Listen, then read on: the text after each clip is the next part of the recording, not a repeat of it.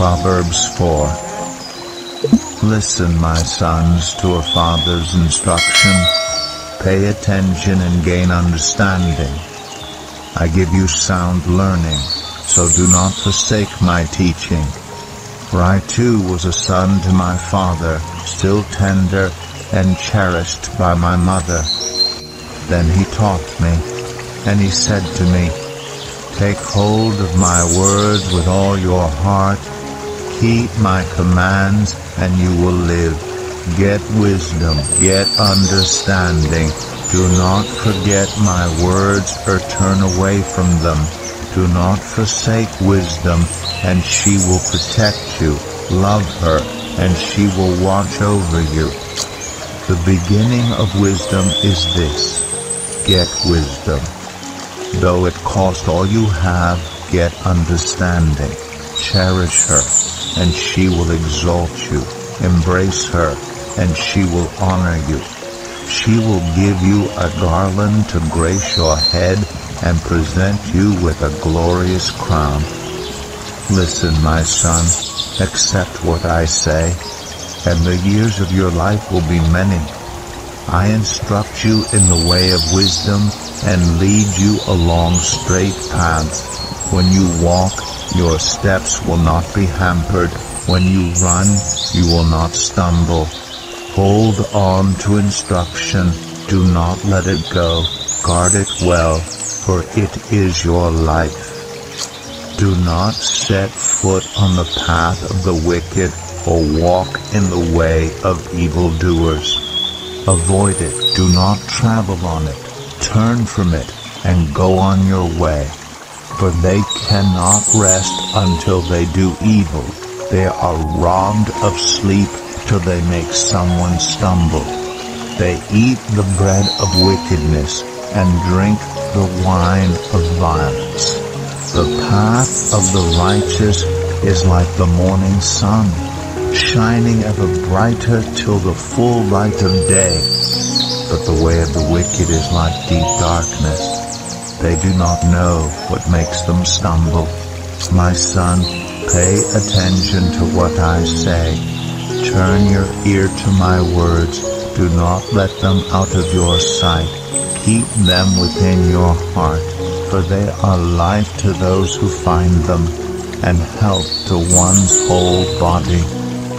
Above all else, guard your heart, for everything you do flows from it.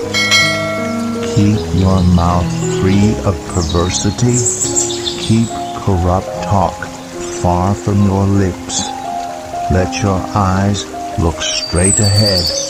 Fix your gaze directly before you.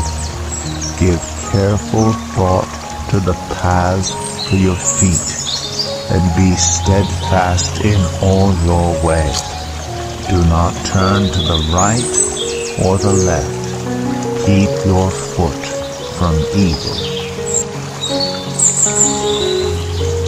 Proverbs 5. My son, pay attention to my wisdom.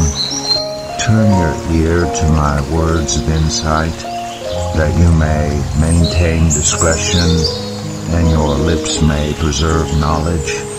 For the lips of the adulterous woman drip honey, and her speech is smoother than oil. But in the end she is bitter as gall, sharp as a double-edged sword.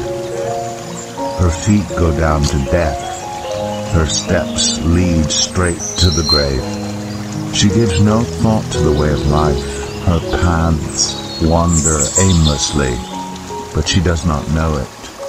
Now then, my sons, listen to me. Do not turn aside from what I say. Keep to a path far from her. Do not go near the door of her house, lest you lose your honor to others and your dignity to one who is cruel, lest strangers feast on your wealth and your toil enrich the house of another. At the end of your life you will groan. When your flesh and body are spent, you will say, how I hated discipline, how my heart spurned a correction. I would not obey my teachers or turn my ear to my instructors, and I was soon in serious trouble in the assembly of God's people. Drink water from your own cistern, running water from your own well. Should your springs overflow in the streets, your streams of water in the public squares, let them be yours alone, never to be shared with strangers. May your fountain be blessed, and may you rejoice in the wife of your youth, a loving doe, a graceful deer. May her breasts satisfy you always.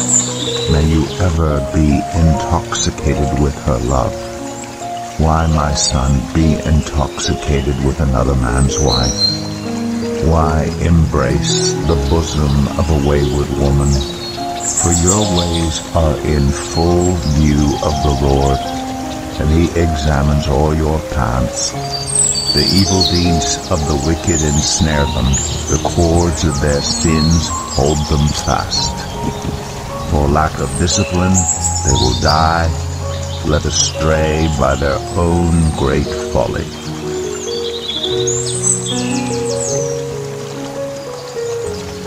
Proverbs 6.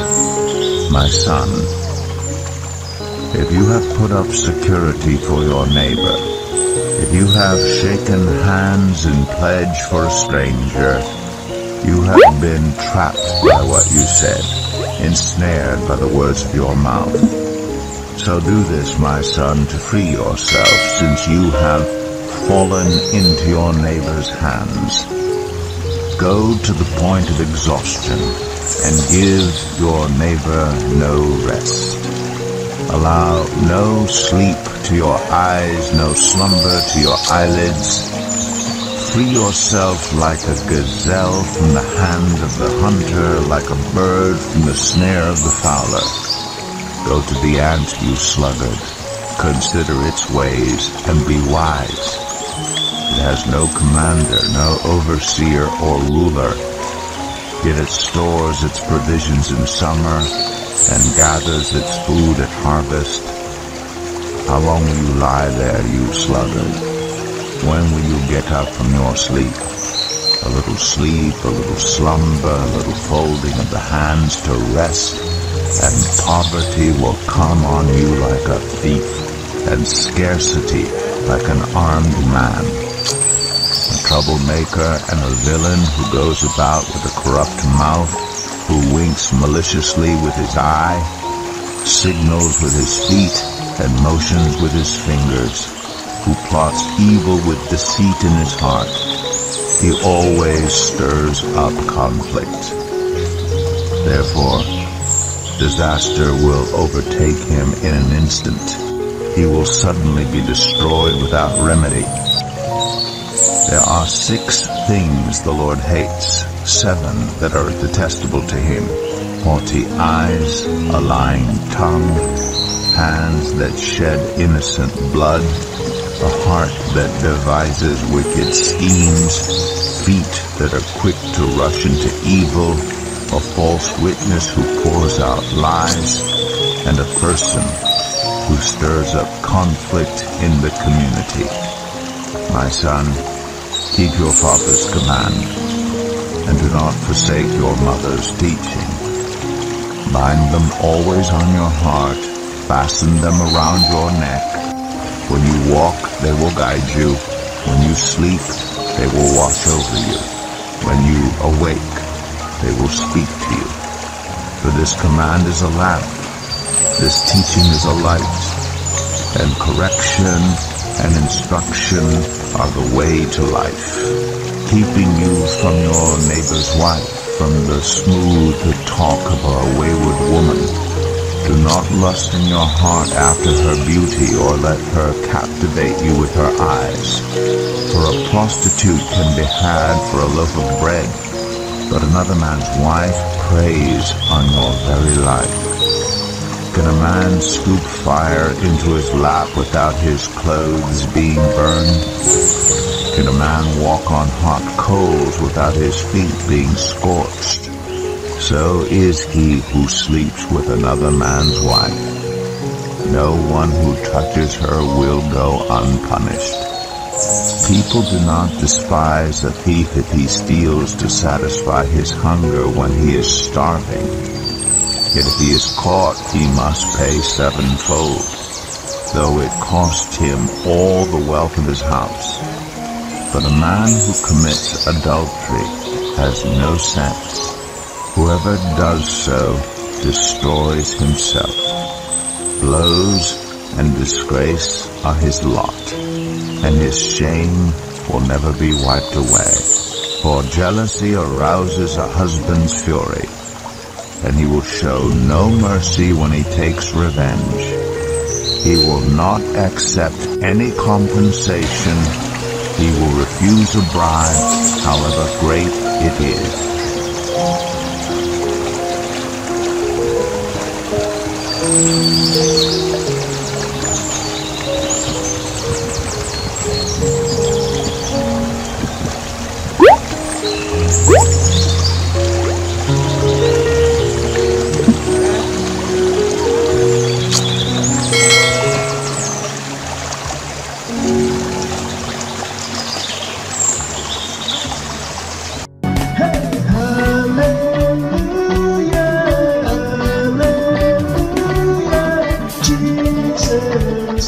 He's alive.